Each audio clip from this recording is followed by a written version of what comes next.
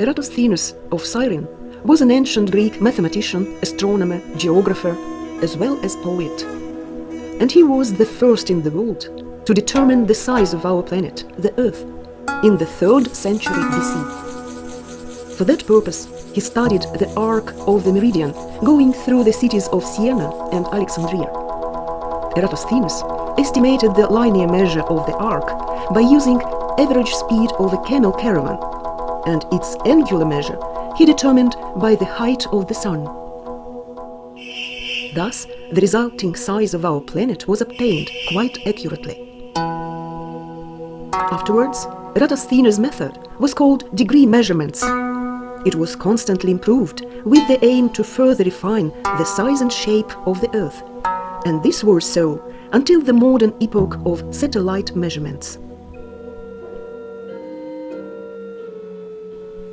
The longest and most accurate measurement of a meridian arc was performed in Russia in the 19th century. The measured arc length was about 3,000 kilometers. This enormous project was initiated and implemented by the military surveyor Carl Friedrich Tenner and the professor of the Dorpat University, Friedrich Georg Wilhelm Struve. Tenner was responsible for the measurements from the river of Western Dwina to the mouth of the Danube. Struve's responsibility spread from Western Dwina to the limits of the Gulf of Bothnia. Then the Swedish and Norwegian surveyors worked further on till the Barents Sea. Struve headed the whole project for the long time span of 40 years, until 1857. In that year, he published a 2-volume description of the geodetic part of the work, together with an album of drawings, and presented them to the Paris Academy of Sciences. In the year 2005, the transboundary property, the Struve geodetic arc, was included in the UNESCO's World Heritage List. Surveyors of 10 European countries took the responsibility to preserve the object. From this great astronomic and geodetic work of world significance, there left many memorable rarities spread now along the former line of the arc. To find and preserve them for the future is an important and joint cultural task. It should not be hampered by lines of national borders or politics.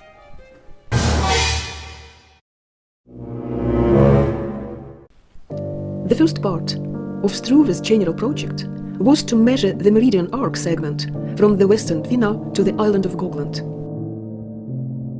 When in Germany, in the summer of 1820, he bought an instrument for angular measurements and also got acquainted with a device for distance measurements. The following year, the construction of geodetic towers began on the sites previously chosen by Struve.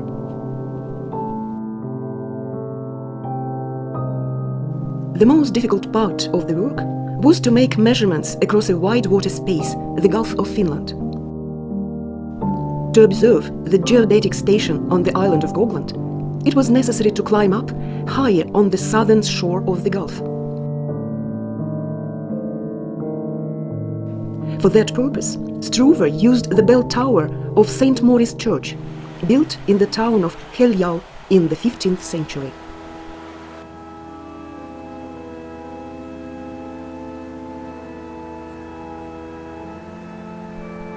Before the fire of 1831, the wooden tent roof of the bell tower had been 25 meters higher than today, bearing a rooster on its highest point. After the fire, Struve's observation points on the bell tower were lost. 34 years later, a new, lower tent roof was constructed, and this is the present-day view of the tower. Today, St. Maurice Church in the Estonian town of Helljala is a memorial to the centuries-old history of the region. However, the church's involvement into the historic geodetic event was forgotten. It was reminded thanks to the initiative by the surveyors both from St. Petersburg and Estonia. They decided to join their efforts in order to restore Struve's observation place there. The present-day pastor of the church, Mrs. Margit Nergi, gave her strong support to those works. This stone tower is a witness to more than 500 years of history, to peaceful labor and wars. It was climbed up with prayer, with weapon, and with surveying geodetic instruments too. When you climb up the old steps, you strangely feel Struve's presence. It is something to do with the sixth sense. Struve's observation place was at the very top of the tower.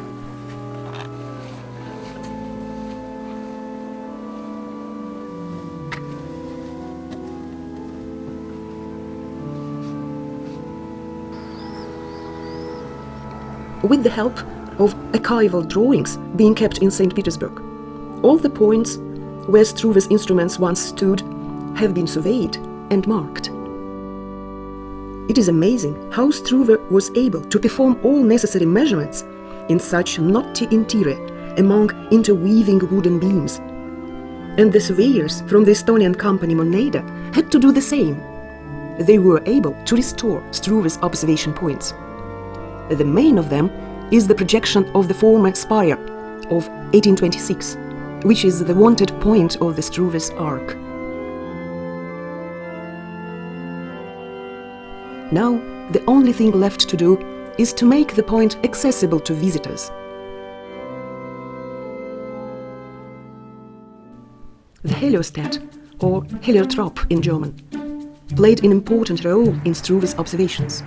This device allows to catch and dispatch sunbeams to the required distant place. A mirror and a sight are set on the same board. Through the hole in the mirror, the sight as well as the mirror are pointed toward a remote geodetic station where an observer with his instrument is located. Thus, a bright sunbeam can be observed there.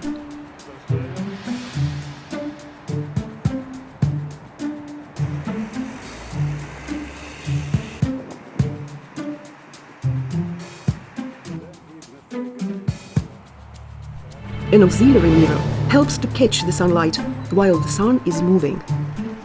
The orientation of either mirror should be permanently adjusted so that the beam cannot deviate. Thanks to the heliostat set on the church tower top, Struve was able to measure the direction to it from the island of Gotland. The sunbeam made its way through the fire smoke which covered the Gulf in August 1826. Student Fedorov was then Struve's assistant at Haljal. Having no news from the observers on Gotland, he was catching sunlight and dispatching it to the distant island during 6 weeks.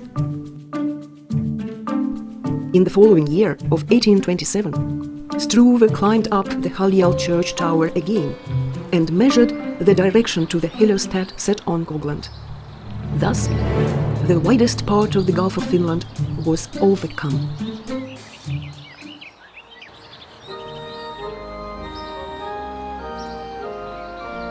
Struve's observation points on the church tower in Haljala were successfully restored in late 2015 in memory of the men whose father, grandfather and great-grandfather were pastors to this church. His name is George Sebler.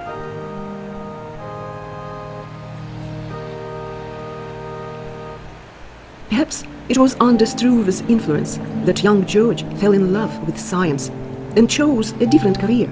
He became student and then a fellow worker of the astronomer and geodesist Struve.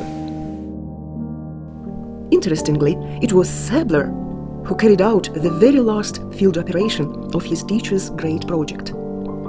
Sebler has concluded the long-time measurements, having observed the astronomical latitude of the important arc station of Nemesh. Cooperation between the surveyors of St. Petersburg and Estonia has enriched the transboundary memorial of the world science. One of the most important and interesting stations of the arc as well as the oldest architectural structure on its 3,000-kilometer geographical stretch, has now been restored.